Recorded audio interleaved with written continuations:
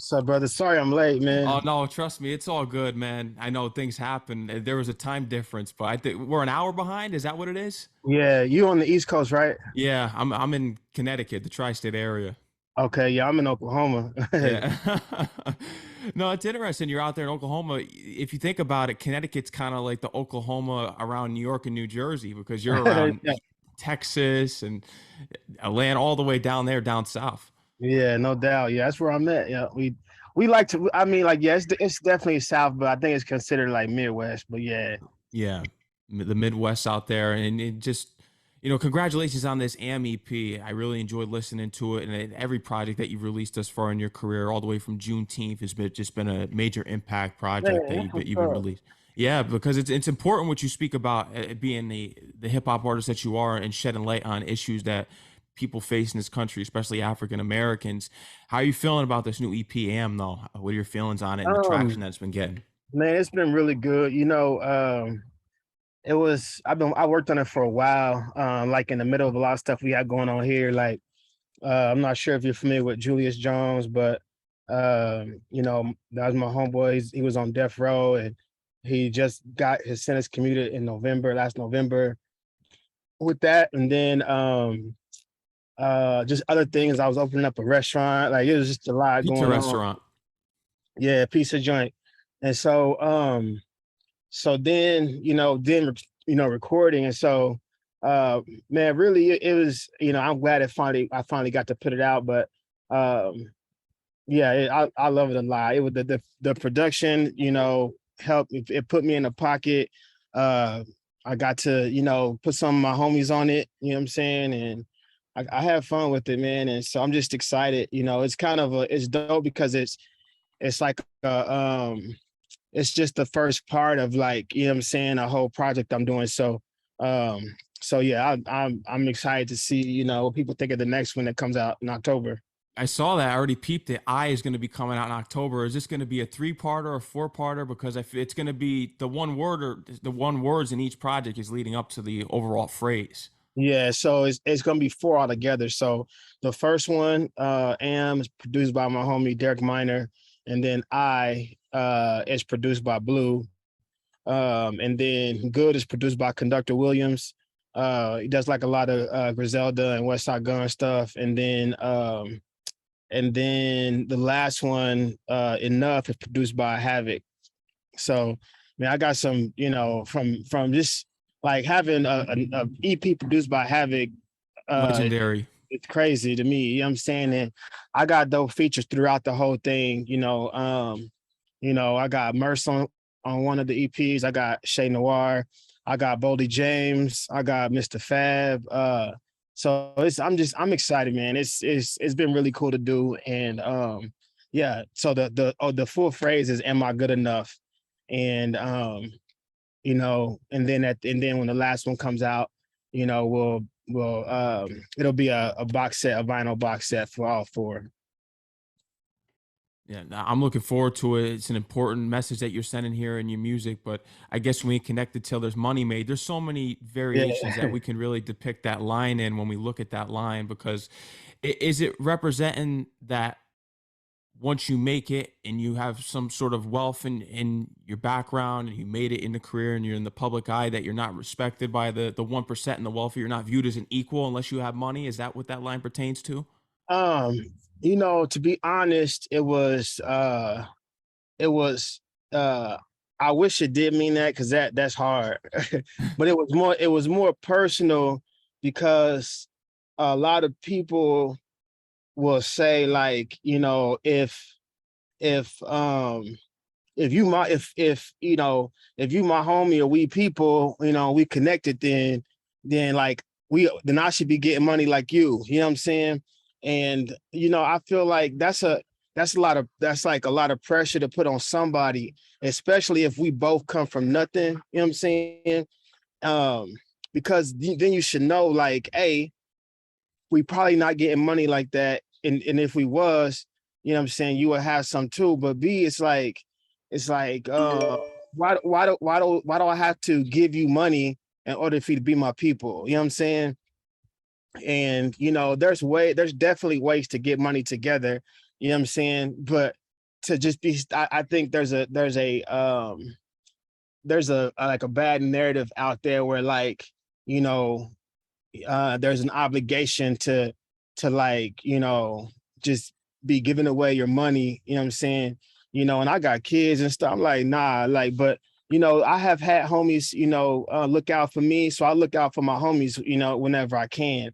But, I don't think that I think we should all, if I'm a man, I should be able to stand on my own 2 feet without somebody else at some point in my life. So yeah, I can help lift you up, but at some point you got to be able to rock on your own too. You know what I'm saying? And so that's what when I wrote that, so I was like, man, I guess we ain't connected to this money made. Like, I thought we was good, but until I can make you money, then we not good. You know what I'm saying? So Yeah. 2-time Emmy Award winner here. One with a commercial here, and for Skywriters. yeah. Yeah, so I think I did Skywriters, and I did the a science museum commercial that got an Emmy. So yeah, that like yeah, I don't know. That's it's crazy because like people don't associate Emmys with music. You know what I mean? But like writing and recording the music and performing the music in a commercial is how I got them. So It's sometimes better to be greater than music at the same time, and you prove to just go further and beyond that with having 2 Emmys, and eventually you yeah, get that Grammy. And I mean, the Grammys are yeah, not too fond of giving their real hip hop acts a Grammy. yeah. I mean, it took Nas 20 years to get one. I mean, Man, that's crazy.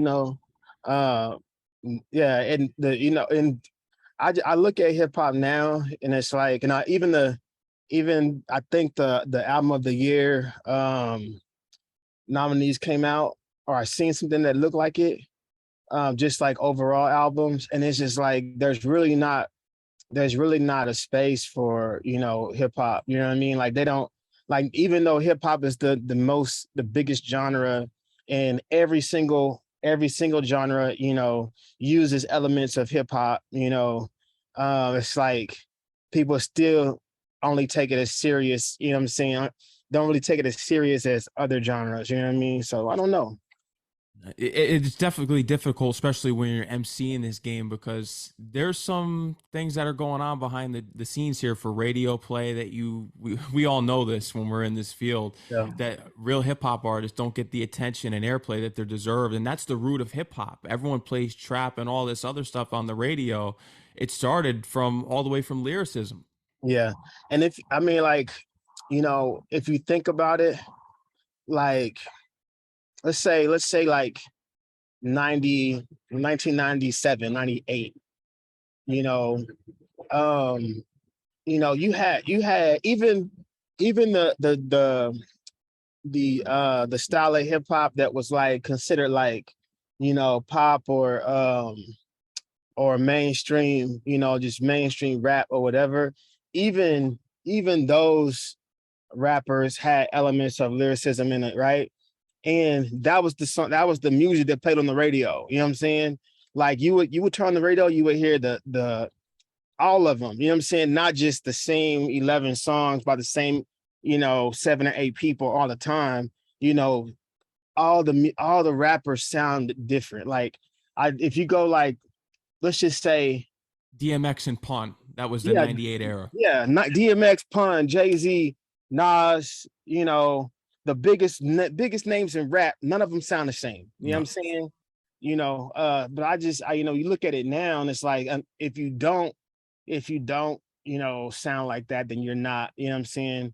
You're not really gonna get the play. You're not really gonna get the push that everybody else gets. But I think that there's something to say about rappers who actually rap, who actually know how to rap. You could kind of tell the longevity that those rappers have, and the range they have. You know what I mean? So a lot of those, just if you think about all those, think about like the ringtone era, the snap era, all them people, we can't think of their names no more. You know what I'm saying?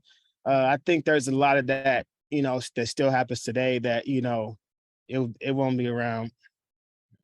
Do you think it's difficult to be an activist, especially when you're a hip hop artist? And it pertains all the way back to Tupac, because when you look at Brenda's Got a Baby and Tupacalypse Now, Yeah. after that album, Tupac kind of changed up his message. Me Against the World was probably like the last time that we heard Pac really speak on some real world issues. But then when Mhm. All Eyes on Me hit, it was a different side of Pac, which was the Death Row Pac, and he signed to Suge Knight, and he kind of turned to the streets and got more gritty with his music. Yeah, but then he came back with Machiavelli, the That's last. right, and was about to get another restart to his career when Yeah, he was starting from yeah. the beginning. I think that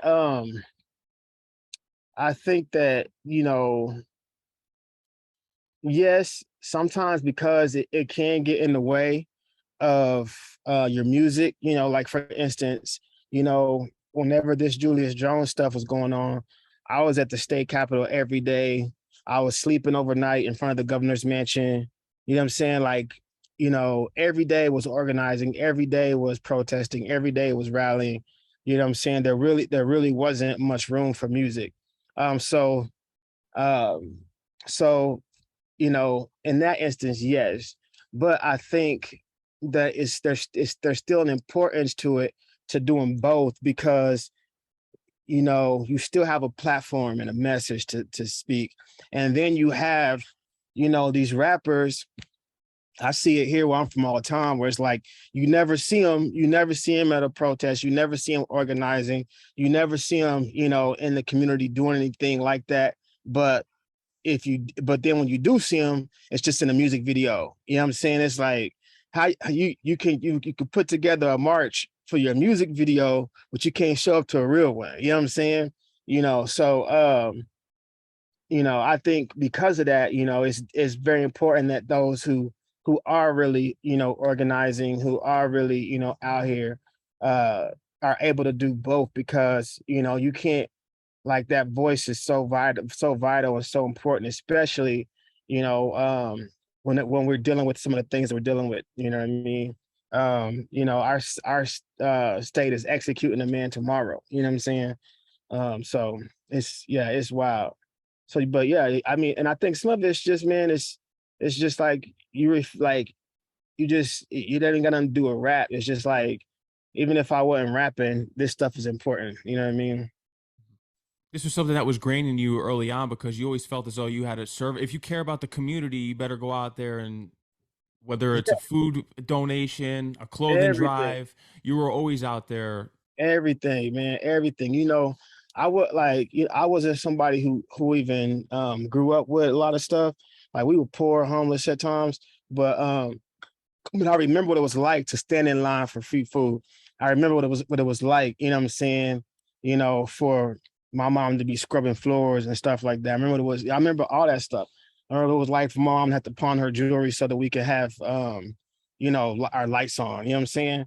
Um, Not having food in the house, not having a Christmas, so because of that, like, I think it's important, for us, whenever we reach a certain point in our life, because we've lived, so long, taking and taking and taking, not like taking in a bad way, but just every day, like, we are consuming, what the world has to offer us, right? We're taking what the world has. It's time for us to give back to the world. You know what I'm saying? So yeah, like, I just think it's important, man. I think that, that's something that, as a human, as a somebody who's just out here living and breathing, that's an obligation for me. And you led a 131-mile march. Now, I didn't know 131 miles would take 4 days whenever we planned it. But yeah, and that was the point, for a person's, to save a person's life. And I knew that, none of us are, even though she helped, you know what I'm saying, and she helped, get the word out about Julius, but none of us are Kim Kardashian. None of us are these big, famous people who all we gotta do is tweet something, and everybody else is on board with the cause, right? So I wanted to do something that I knew could raise awareness, in a way that people will go, well, dang, if these people are willing to sacrifice this, then this must be really important, And so, five of us, we walked from Oklahoma City to the Oklahoma State Penitentiary in McAlester, Oklahoma. and it making a was major impact with that and just inspiring others. Have you had the chance before Nipsey Hussle passed? Did you get a chance to meet with Nipsey Hussle? nah, I didn't. Not like meet with him. Um, I'm trying to think. I've seen him once or twice, but nah, I never really got to chop it up with him like that. We had similar homies, you know what I'm saying, like mutual friends that eventually we talked, we were trying to like link something up. I was trying to have him here in OKC at one point, and then in 2016, on my birthday, one of my homies threw a birthday event, and we had it the same night, and they brought in it, and so and their joint was kind of dead, and my joint was popping, and said it was gonna bring Nip to my joint, but he didn't end up coming, but yeah, I really didn't, but I will say that you know uh it's dope to see somebody have that type of impact, not just on his community, but on the world. There are people who never heard of his name, but never heard of him before he passed away, but could tell you everything about him now. You know what I'm saying? So that's huge. And that's one thing is very important, is that whenever you do leave this earth, you don't want somebody to be like, oh, he was a good rapper, or he sure could dress, or he got a lot of women. You know what I'm saying? You want them to say, man, that dude changed my life. You know what I'm saying? That person really helped me. Those are the things that you want people to say about you. So I think that he's a really good example of that. Dave East as well. He's been following his footsteps. He was a close friend of Nipsey Hussle. He just Yeah. opened up his own store in Harlem, the Deli. Oh, dope. I didn't know that. But yeah, I've definitely chopped it up with Dave East and done some stuff with him here. But yeah, Dave East is another one for sure. For sure, for sure. I didn't know that though about his story. I gotta go check it out. Yeah, he's doing great things, such as yourself with the pizza restaurant in your own Yeah. community, and that's such an accomplishment for yourself growing up in your community, and to say that, man, I put a pizza place in for the people of the community. Yeah, and that's the thing. So what happened was in 2018, this there was a grocery store here that got shut down, and it was the only grocery store within probably like 10 miles from in this neighborhood. You know what I'm saying? And a lot of old people would walk there. You know what I'm saying? And keep in mind, like the people who owned it, they didn't really do a good job of like keeping it up.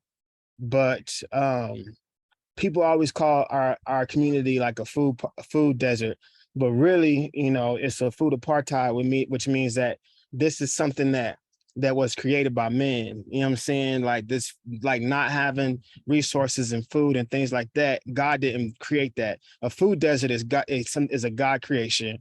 You know what I'm saying? This isn't that. This was intentional, right? And so when the store closed, and then 2019 it closed down, and they not closed down, they tore it down. You know, um, I was like, man, because I already had the space, and I was still trying to figure out what to do with it. And like, like most people, I was like, I'm gonna put a store, I'm gonna put we're gonna have shows in there. It's gonna be, you know what I'm saying, a dope spot, people to kick it. But then when we didn't have food, I was like, man, I gotta do a restaurant. You know what I'm saying? Which, put in the restaurant costs way more money than put in the store. You know what I'm saying? And it's hard to do, uh, and so the only food experience I had was in high school. I worked at Pizza Hut.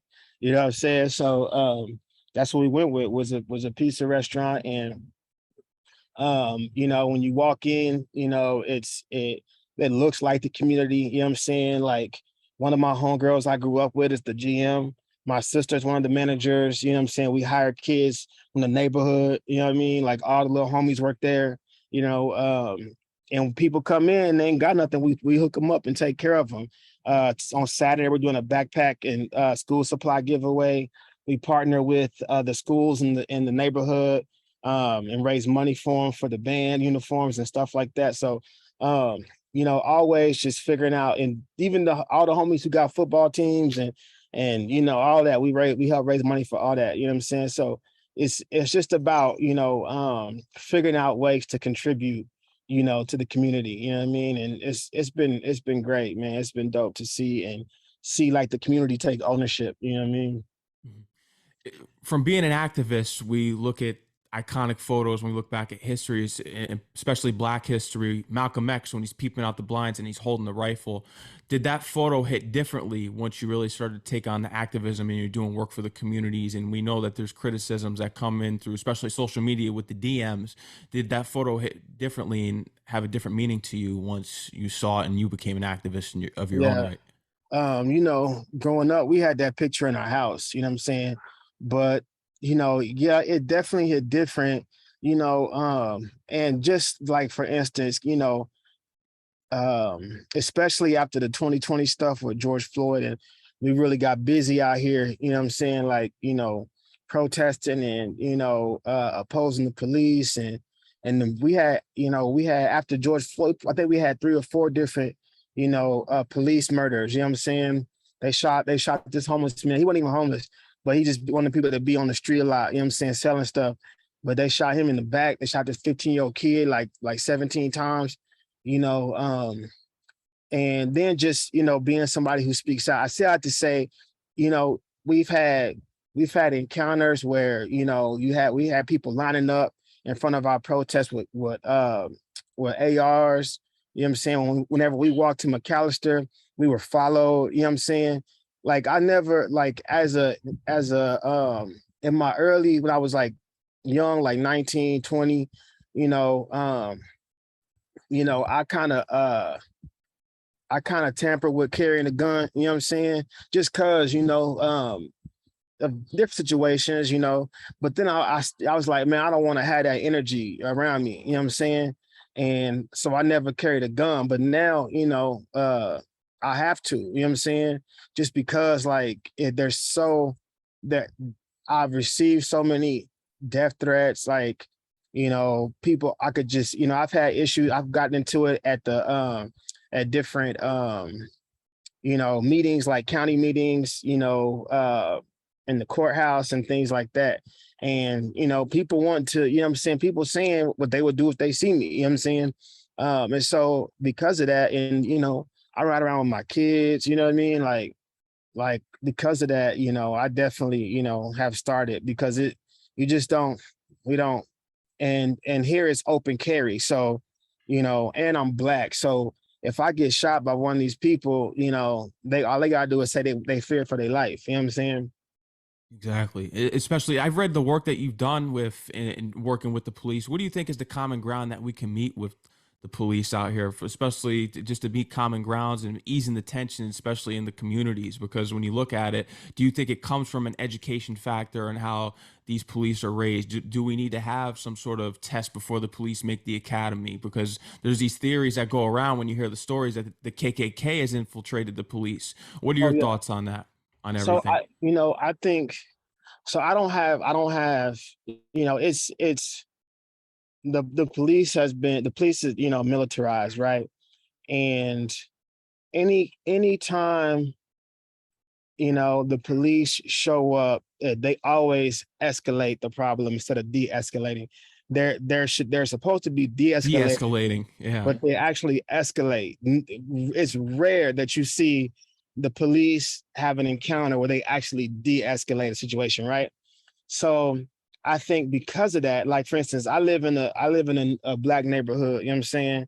Um, this is the east side, uh it's been Black since the beginning, right? Um, but even though there are police officers that are on the force who are from this neighborhood, even though there are police officers on the force that have families in these neighborhoods, right, and know the people in these neighborhoods, guess who they send to patrol these neighborhoods? People who grew up in, these rural, you know what I'm saying? People who aren't even from here, you know what I'm saying? So I think that's the first thing is, for instance, the man who got killed, everybody in the community knew him, right?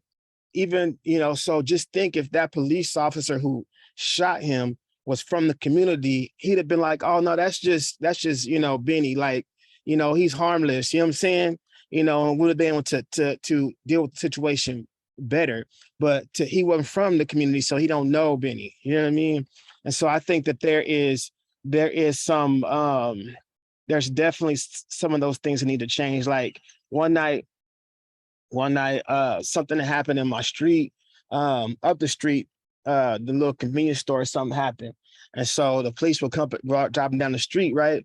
And it's nighttime, and they'll just park in front of your house with their lights going while they sitting out talking to each other, right? Well, as a kid, I grew up in the hood, and that was traumatizing. As a kid, if I'm sitting in my house, and I'm laying in bed and I just see red and blue lights outside, you know what I mean?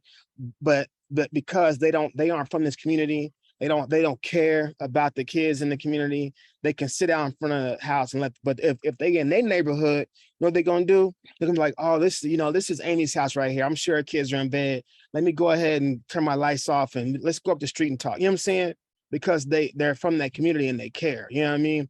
But here, it's not like that. So I think that's one of the first things they need to change is they need to do a better job at where they place these police officers in these people's community. Also, when it comes to training and all that stuff, I got zero tolerance for, just pulling your gun out. You know what I mean? Just because like, you know, there's anybody who gets approached by the police, especially black people, there's all the like we already know what it is. You know what I'm saying? Like we don't got to do nothing and we feel like we did something, right? And so that right there causes people to react in a certain way, and so we need to be trained on how to they not we they need to be trained on how to deal with deal with understand what their presence does to a person. You know what I'm saying? Uh, but man, there's so many things, and when it comes to police encountering black people, I have zero tolerance. When it comes to police and encountering people, period. Like the kid who got shot was 15. He was a little Hispanic and white kid. You know what I'm saying? They lit him up. You know what I'm saying? Like it's him, and then like 16, 17 officers. You know what I'm saying? You know, uh, and it's just you know their first reaction is always to just shoot. You know what I mean? And that's dangerous, man. That's dangerous. You think about the idea of protect and serve, right? If that's what we live by, right? If that's that's still the mission. Um, well, it's if I'm seeing a person, we go like if I have a child, right? Regardless of if I have children, but regardless of what my child does, even when they mess up, because I have love for them, you know what I'm saying? I'm still going to protect them and make sure they're okay. You know what I mean? That should be like the essence of their jobs, is to actually like care about these people and not just see them as suspects, not just see them as black males, not just see them as white males, not, what I'm saying, not just see them as Hispanic males or whatever, however they profile people. And I think because you're allowed to profile people, then you're even if you never seen me before, whenever you see me, you're gonna act like you see me before because I'm just a black male. You know what I'm saying? And so the other black males I encounter, this might have happened or that might have happened. So, I'm seeing another black male. I done seen you before. You're a black male. You know what I mean? I'm not JB to them. You know what I mean? So, Exactly. but yeah, the policing issue is dangerous. And I'm often having meetings with different police groups and different and the chief, here, he knows me well. And he knows that I'm very, very critical of them. And I speak up, you know what I'm saying? But I think the only the I think my next thing here in my city is just not even deal with the police, but try to deal with the community. You know what I'm saying? Like, so because the police only come after something's happened. You know what I mean? They're reactionary. Once something happens, then they come. What I want to do is start to intervene so that they don't even have to show up. You know what I mean? And get in these streets with these kids and prevent anything, all these things that cause people to get locked up, cause the police to show up from happening.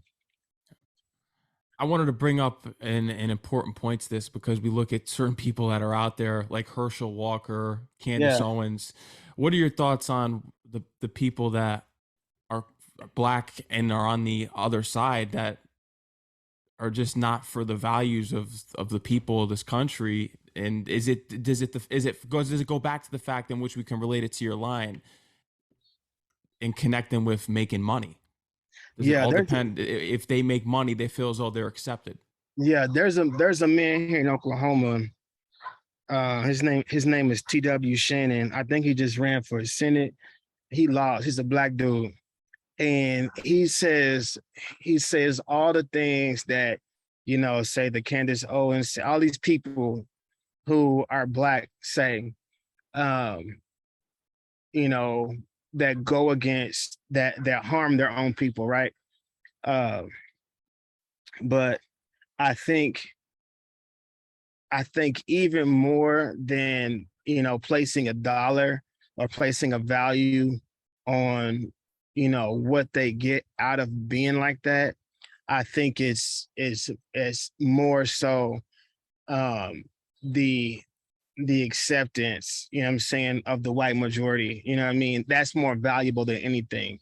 And, like he lost to this white man, but you know, the thing is he something in him thought that they would prefer him.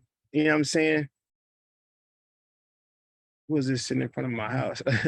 But there's something in him that thought that made him think that they would prefer him before somebody of their like their own, you know what I mean? And so but I think there's something that they get from that acceptance, you know what I mean? There's value in that acceptance, to the point to where there's a disconnect, of their own people, you know what I'm saying? Or not just their own people, but people who struggle, people who actually, um, these things are harming, you know what I mean? And it's not just black people, it's a lot of people, but if I can only speak for, me because I'm black, you know what I mean? But a lot of these things, are harming us, you know what I mean? And it's crazy because he has black kids, you know what I mean? And I can't imagine raising a black son and not preparing him for what the world has to offer, you know what I mean? And setting him up for failure, you know what I mean? Because that's what he's doing. It's as if they live in their own reality in a way. Yeah, yeah. And it's dangerous, man. It's dangerous because they get propped up by these people to speak for all people, you know what I mean? Oh man, I'm like, who is that sitting in front of my house? Yeah, I'm doing an interview right now too. I'm good. How you doing? Good to see you, brother. Love you. All right. Everything's good? Yeah, yeah. His windows was tinted, and he just sitting there. I'm sitting here. So I just kept talking. So I'm like, man, he gonna say something or what? He wrote his Oh window. yeah. Yeah, I knew who it was though. Chuck D, it was huge when he said that your music could change the world. When did you establish a bond relationship with Chuck D? I met Chuck D probably like 2014, 15. Um, and he's just been down for me, man. It's so crazy. It's been down for me. And the crazy thing is, all of that happened at a time where I was like just really not feeling like I belonged in rap. You know what I'm saying? And, you know, feeling like I should be, sitting down working at a desk or something like that, or trying to go back to school, and like my music wasn't being heard and it wasn't reaching anybody. Then that happened, you know what I'm saying? And he's just been a champion of my music, and always gone out of his way to like show me love and help me in any way he can, you know what I mean? So it's been huge, man. But yeah, it's I think about 2014. Havoc, you mentioned it before. You got the upcoming project with him. He's producing the entire thing. Yeah, As soon as you met him, he was someone that supported you right away. He was sending you beats. He would just keep sending man. you beats right early on out of nowhere. Yeah, still sending me beats, you know. We met through a mutual friend and just became cool. And you know, he was like, "What's your number?" And you know, and then like the next day he was, "Check these out," texting me. And I'm thinking, you know, am I just checking these out? Is these mine? He was like, "No, them is yours, man. Let me know if you need some more." And I was like, "Yeah." I was telling my homie that, you know, is our mutual friend. I was like, you know, he just sending me these beats. And he was like, she was like, tell him to see if he'll do a project with you. And so I was like, can we just do like, you know, a whole project? He was like, yeah, let's do it. And so, yeah, he's been super cool, man. We got to hang out when I got to New York. We did a photo shoot. I'm gonna have him come out here a little bit closer to whenever that project drops, the last one, to shoot a video and probably do like a release party with him and stuff like that. I want to touch on the Academy of Contemporary Music because this is where you teach hip hop studies. Can't Yeah, stop, won't stop. You wrote your own text around it about yeah. fashion, politics, the music, Yeah, how'd you know lifestyle. that? That's crazy. I did my research on you, trust me. Yeah, I think it's amazing because I speak about it all day because I'm such a huge fan of hip hop, and especially when you go back to the golden age. And when I look at my own generation being 23, and they're so disconnected when they're listening to Migos and all these new hip hop artists, and I don't even think they really understand the true essence of hip hop. So I think it's important to teach the youth because you've helped fill that void. And I feel as though there was that lacking from the older people from hip hop that just didn't pass it on and weren't there to teach their kids about what came before them and why they're so hesitant to go back and learn what came from in the past. yeah. You know, one of the first things I ask, like on the first day of class, I'll say, you know, name your top five hip hop albums, name your top five, you know, rappers, your top five MCs, like you know what I'm saying. And I mean, you'll be surprised. I've gotten people say their favorite hip hop album was The Weeknd's album. You know what I'm saying? I'm What a like, man, joke. it's crazy, you know. So so what I get to do is we just break it down. You know, we of course we our text is over the history of hip hop, you know what I mean?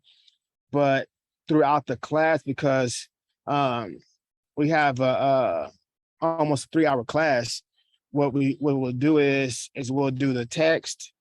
We'll read through the text, the history of hip hop, and then we'll do a different topic on at the other half, and we'll do, you know, women in hip hop. We'll do fashion in hip hop. We'll talk about, you know, the elements, breakdance and graffiti. Who started it? When did it begin? And um, you know, religion in hip hop, and we'll break down lyrics, we'll break down albums, we'll compare, you know, the different eras. You know, we'll compare groups. Like it's just it's so much fun. And you know, you have some kids who in there who are like, because it's a music school, so um most of the kids in there are either trying to be producers or managers or um you know, things like that. But you know, they only know, you know, what they know now, you know what I'm saying? And you might have some who might surprise you and be like, their favorite album is Mad Villain, you know what I'm saying? uh but for the MF most Doom. part, yeah, but for the most part, you know, it's wild. They have, you know, favorite hip hop album was, you know, Post Malone's, you know. uh, Beer bongs and Bentleys. yeah. It's like, you know, I've never heard him rap one time, you know what I'm saying? Ugh. So, but you know, I also get to expose them. And I always tell them, like, this class isn't about me making you like what I like, or just trying to make you a hip hop head. You know, all I want to do is expand what you already know. You know what I mean? So you can, because if this kid is the average listener, then I'm, you know, their lens is only so wide. Like me, you know, it would be like asking me about country music, right? You know, you might ask me who's my favorite country artist. I'm like, I don't know, but I could tell you who, you know what I'm saying, a song by this person, but I'm not, definitely don't ask me, you know what I'm saying? I couldn't give you a legit answer because I'm just the average listener, you know what I'm saying? But when it comes to hip hop, these are the things I know. You know what I'm saying? Chances are, you know, if I try hard enough, I could name, 5,000 rappers if I try hard enough. You know what I mean? Yeah. And um, so just helping them to just see like one, how hip hop, what influenced hip hop and what hip hop influences, you know what I'm saying? And just help them apply that to whatever area they want to go in. Absolutely. What you're doing out there is great for the hip hop community, and it's giving back, and it's giving the youth exposure, like you said, expanding their knowledge. Well, at the end of these courses, do any of your students ever say, "Man, what you taught me is better than the hip hop that's Oh come out yeah, today"? man, it's so crazy because I'll always whenever I get there, whenever I get their list and their favorites, then I'll give them mine too, you know. And so then we'll talk about them. We'll pick, two of mine, a couple of theirs, and we'll go through them. You know what I mean? So yeah, they definitely, get some real life exposure. And then also, I get the opportunity, like with Zoom, to let them talk to some people. Like, I'm gonna have Havoc on this semester. They can talk when we talk about production. We talked about West Coast hip hop, and I had Merce and Glasses Malone talk to him. You know what I mean? We talked about female rappers. I had Reverie on, and I think who else did I have? Um, I think I had Ciroc, you know what I'm saying? So Ciroc talked to him, and then this semester I'm gonna have Shay Noir talk to him, you know what I mean? So there's just always you know, and there's always like an opportunity to like expand what they already know and what they have. And then the things, that I don't know, like I can reach out to some of my friends in the industry and go, "Hey, I got this class, would you be willing to Zoom and, talk to them about, your experience?" And it's always dope. It's always great. And, they're always like, "Oh my God, I talked to Merce," you know what I'm saying? Like, so that's really cool.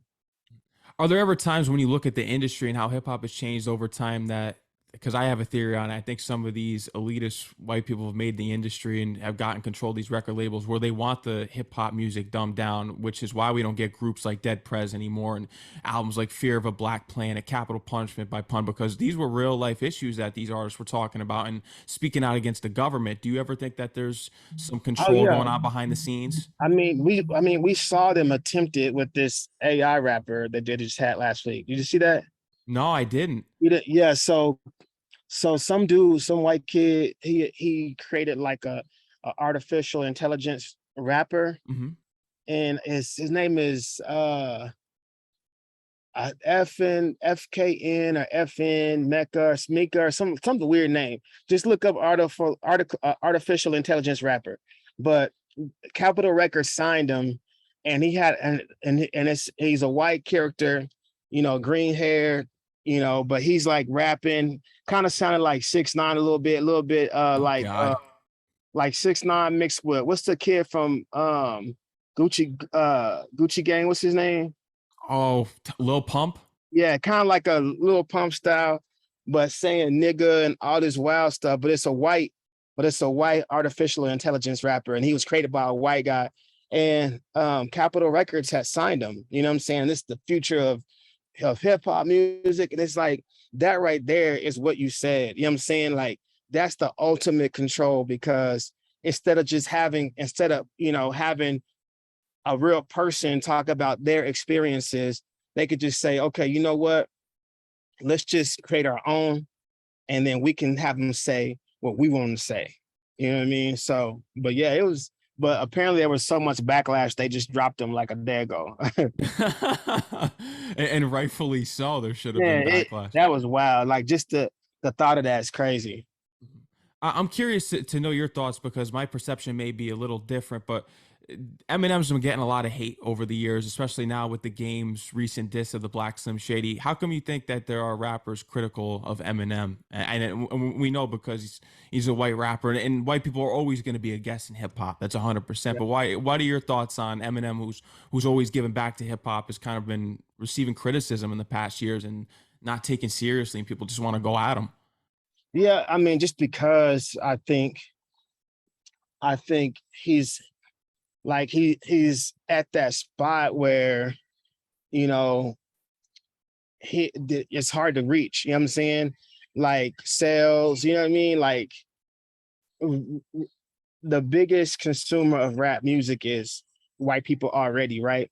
So imagine a white rapper, not just a white rapper, but a good one, and not just a white one who's good, but a white one who can talk to you about being white.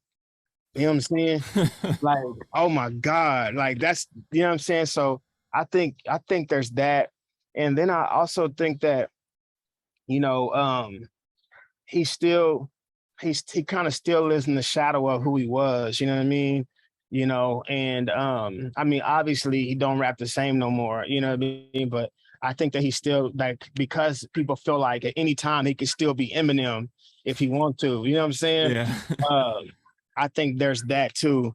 And plus, you know, no, for black people, I had this conversation with my homies a while back, and they was like, "Who's the most?" And they kept saying the most influential rapper. And so I was like, you know, Pac is number one. But I said, you know, if Eminem ain't, you know, he's definitely in top five if we're saying influential rappers. I'm not saying I like him or I think he's the best ever. I'm just saying I like you, any white kid you meet who raps and he's of a certain age, he gonna say, when I heard Lose Yourself, it changed my life. You know what I'm saying? Now, it didn't do nothing to me for me when I heard it. You know what I'm saying? But Yeah. you know, but that think about all the kids who started battling when they seen 8 Mile. You know what I mean? Like that's influence.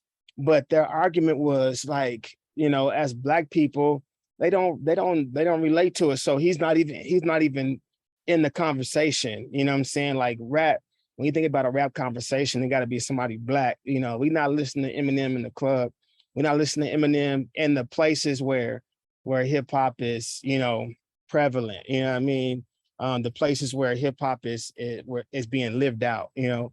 Um, and so, you know, I think that's part of it too. Yeah. No, I definitely wanted your opinion on that, especially someone being so rooted in hip hop culture and giving back, especially when you teach your own course, because Yeah. not too many people speak on it. But I think, man, you know, I definitely feel like, you know, he one of the best rappers to do it. You know what I'm saying? Like he could spit, you know, just that somebody who puts words together, you know what I'm saying? I think he's really good at it, you know. I can't feel Definitely. on that, but I mean, he hasn't influenced me at all. You know what I'm saying? Yeah. No, no. Your main influences come from Pac, and especially the first track that you memorized, which was the Yeah. Ghetto Boys' "Mind Playing Tricks on Me." Man, how'd you know that? Yeah. Yeah, bro. Man, yeah. Have you had the chance to run into Scarface throughout your time in the industry? Yeah. Two times just him coming to Oklahoma City. Yeah, two times, you know, him coming to Oklahoma City. I had a homie who was working on getting me a verse from Scarface, but at the time I never got the music, you know, done in time to get it. And then he had got sick, I think right after that. With COVID and everything, and Yeah. he's got his, yeah, I've heard about his own health issues, unfortunately, and hopefully you get that verse. That would be Yeah. legendary for you. Yeah, no Even doubt. Willie D. Yeah, even Willie D, like, you know, um, I remember that album. We You had it can't on be cassette. stopped. Yeah, we had it on cassette, you know. I used to love Willie D's voice, and I love Scarface's lyrics, and I loved just how crazy Bushwick was. I was like, man, Bushwick a maniac, you know what I'm saying? Like, and I love that, you know what I mean? Chuckwick. Yeah, Chuckwick, yeah. Chucky. I remember hearing about the story of you being in the mall when you were getting your hair cut and you were unfortunately arrested. But the Yeah. police confronted you because you were wearing a hoodie and supposedly you were recording something. But that's what I read online, and then you were thrown in jail, and that would it went on to influence you to go write Juneteenth. Yeah. You know, so that was a crazy time because it was like right after the Trayvon Martin stuff, and so they was acting funny about hoodies. You know what I'm saying? And I remember I'm in the mall. I'm thinking, man, like I'm an adult. You're not finna tell me what I can wear, fam. And so I just so then I'm trying to. They're telling me to leave. I'm thinking, why am I arguing to stay in the mall? You know what I mean? And so I was leaving, and as I got to the door, with which they followed me down there, they followed. I got to the door, and they had the police waiting right there. And he took me to jail. You know what I'm saying? And you know, I had lived my whole life without going to jail. You know what I'm saying? After living my whole life thinking I would go to jail. You know what I'm saying? So so yeah, that um that's a I that's I can't even explain, you know, like what that does to you. You know what I'm saying? Like, just as somebody who wasn't doing nothing, you know what I mean? And being taught, I remember, because I used to work in that mall and they would I knew where if somebody got caught stealing, I knew where they would go and stuff, like where they would take them and stuff. Um so I didn't want to be walked through the mall with handcuffs on so people could see me. Dang, like and everybody just saw me arguing with the police. People was walking up, going, me out the police security, walking up, going, "You good, JB? You good?" I'm like, "Yeah." So I didn't want to have that happen. And then them see me walking handcuffed. You know what I'm saying? So I was like, "Listen, man, can we go outside and go around so I don't have to, walk through the mall in handcuffs?" And that fool was like, "Nah, this what y'all like. Y'all like looking like this." And I was like, "Who is y'all? Like looking like what, fam?" You know what I'm saying? But he was trying to say, I would think that's cool. You know what I'm saying? But yeah, it's I don't know, man. Like that's just one of those things where it's like, you know, you got to decide, is this a good fight to fight or not? You know what I mean? And afterwards, everybody was like, you gotta do this, you should go do this. I was like, man, I didn't want to do anything. I didn't want to talk about it. I didn't want to go to court for it because um just before that, I want to say a few months before that, I had I had an issue at a TV station where they had kicked me off because I was black. You know what I'm saying? Like literally, you know what I'm saying? Like they booked me to come perform. Oh, was this KSBI in Yeah, Oklahoma? Yeah, I heard yeah. about this with the Emmy, but this was right around the Emmy win. The first one, yeah. And so they booked me to come perform. I show up with my people, and the dude comes out. He's like, "Oh, I can't have you perform." And I was like, "Why?" It was like, I didn't know you were a rap act. And I'm like, "Fam, how you booked me for 2 months and you didn't know I was rapping?" You know what I'm saying? And so my homegirl who does my PR and stuff, she was like, "Well, let's just do the interview then and talk about the Emmy." He was like, "Nah, because if I have him on my show, I could get in trouble." And I was like, "What you mean?" Like, and so I just asked him, I said, "Is you say I can't be on your show because I'm black then?" And he was like, if that's how you take it, then yeah." And so, I ended up, blowing that up, you know what I'm saying? And like just, kind of going in and have people going in for me. And I'm getting, all this hate mail, like, "Why don't you just go to BET? I got your own station." And, what I'm saying? Like I did something wrong, you know what I mean? And so when it came around to the mall situation, it wasn't 6 months hadn't even passed. And I don't know if you ever had that kind of attention on you so much, you know what I'm saying? Or you just want to like lay low, want it to be over. I had just got to that point to where it was over, and then the mall thing happened. So I didn't want to be like, "Damn, like here I go again." You know what I'm saying? So I decided just to let it go. You know what I'm saying? That's just But unfortunate, and I had then to put it's that, insane. but it inspired me to do some more music on it. You know what I mean? You got to carry it on from there and just put the pain in the music. And it's Yeah, unfortunate. And trust me, I've seen some racist things go down, and it just shocks me when you come across racist white people and yeah. just how blatant they are about it. I'll never understand it's and it just I don't know if you have to judge someone by the color of their skin and that's all you think about all day, you got some serious problems. The thing is one thing I learned too is that you know they hate being called racist too.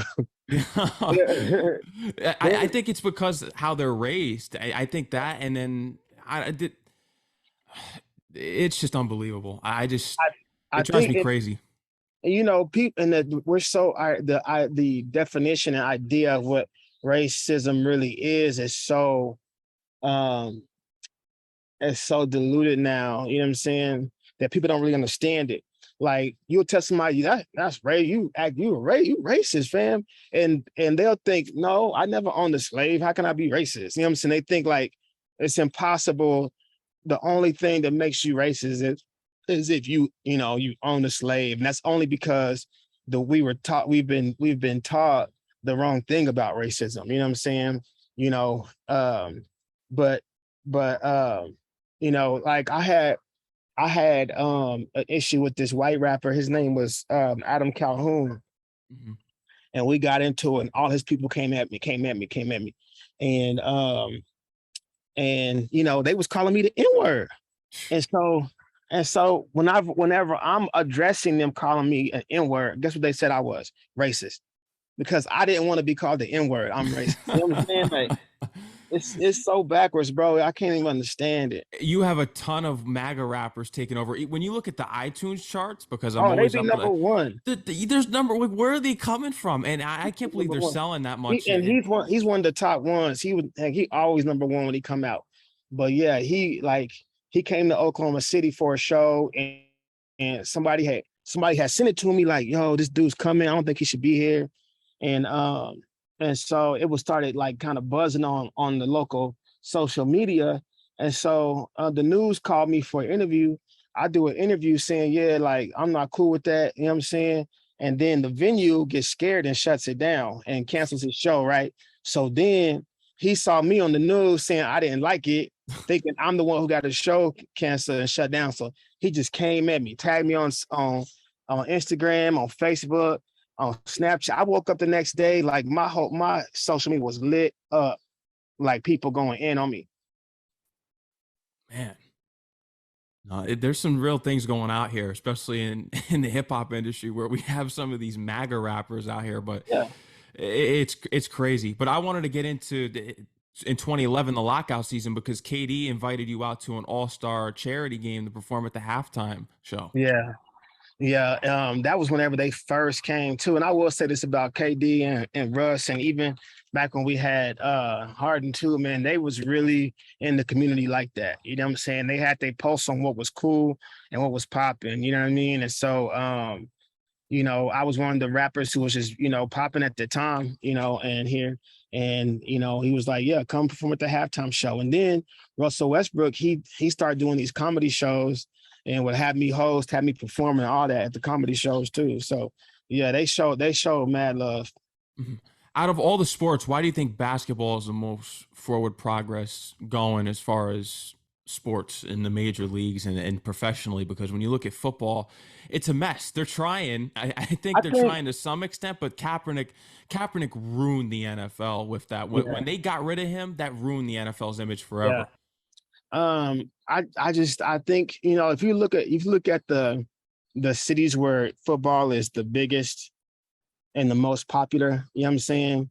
Like all these, you know, college football teams, college football towns, you know, compared to the big the cities where basketball is the biggest, you know what I'm saying? Like look at Golden State, LA, you know, New York, Atlanta, you know, all these cities are, you know, cities where, you know, that's not like, you know, back home country people, you know what I mean?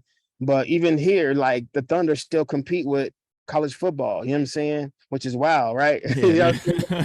But we're so like that's our thing, you know what I mean? Like that's Texas, that's their thing, you know, Alabama, but all these places are like that, are like those red states with that red culture, you know what I'm saying? Um and football, you know, you got it's a sport that can champion the white quarterback, you know what I'm saying, and things like that. But you know, uh basketball, you know what I'm saying, like you can't help, you know what I'm saying, like you know, this the white boys that are good ain't even from the United States, you know what I'm No, saying? I mean, Porzingis and Dirk Nowitzki. yeah, you know what I mean. What's homie in Dallas named the other one in Dallas? Doncic. Boy, golly, crazy, right? Yeah. But you know, all of them got names you can't even pronounce. You know what I'm saying? Jokic. Yeah, Oh yeah, no, it's true, but that's the reason why right there, yeah, and just other things you expanded to. You actually are a co-owner and part of a venue, legendary yeah, venue. yeah. Tower Theater. You know, it reopened in 2015, and I got to do the first show. And yeah, man, it's a dope spot. And we've had everybody from Talib to from Talib to Bone Thugs to Rakim, you know, to we just had PJ Morton last night, you know, to Red Dirt bands, to all kind of stuff, you know what I mean? And it's dope to because it's like 1,000 cat room. So, you know, even somebody with a good local following can make it look good in there. You know what I'm saying? Whenever, you know, we're probably just used to playing like small, you know, dive bar joints. You know what I mean? The Arts Commission of Oklahoma City you're a part of. You have your own radio show as well. Yeah. I got appointed to be on the Arts Commission by the mayor, I think in 2015. The last mayor, and then I got reappointed by this mayor this year. So yeah, and what that does is, like, you know, I get to help, you know, make sure that a lot of dope street art is still, you know, put up in the city. You know what I'm saying? And I get to help approve that stuff. Absolutely. JB, I think we've covered everything here Yeah, and more. you know everything, bro. That's crazy. Yeah, man. I made sure to do my research for all my guests. You know, thank you for everything that you do for hip hop and, you know, just keeping it real and just what you're doing for the communities. It's great. Just keep up with the great work and you're a true inspiration. I'm sure there's plenty of others watching what you're doing out there and people have recognized it from all industries. And when you even look at sports, KD and all these guys in basketball. So you're having a real Thank you major so much, impact out here. man. Thank you so much, my brother. I appreciate it. Of course. Is there anything else you want to let the audience know besides you have I upcoming on the way? Yeah, Am's available on all platforms. I comes out October 14th. Am is out right now. And man, just, you know, thank you so much for listening. And yeah, that's it, man. I appreciate you for just even caring to, you know, do an interview with me. You know, you don't have to do that. And I really appreciate it, brother. Oh, no problem, man. The open and honesty, because there's certain topics on here that I wanted to bring about because I don't get to do interviews like this often because you do activism work. So it's important to get that out there. And I know a lot of Yeah, it is touchy subjects, but it's important for me to make sure it gets covered. no doubt. Thank you for covering it, brother. Of course. And let them know where they can follow you on Instagram and Twitter. Yeah, Instagram is at my name is JB, and JB is Jabee. And Twitter's the same, at my name is JB. That's right. Give them a follow. Go support Am. I is on the way. JB, I want you to take care, stay safe, enjoy the rest of your night. All right.